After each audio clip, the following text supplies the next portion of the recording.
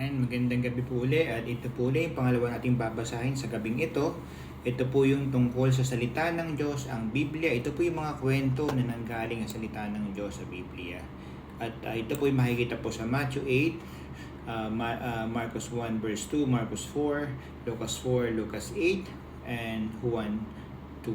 So ito po yung paggagalingan po lahat ng mga kwento dito. Ang topic po natin ngayon, mga himala ni Jesus. Yan.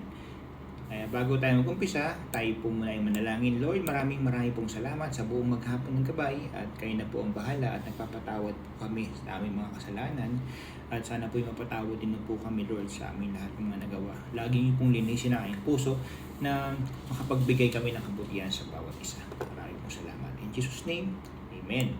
Yan. Dito na tayo. So, ang si Jesus ay maraming ginawang mga himala.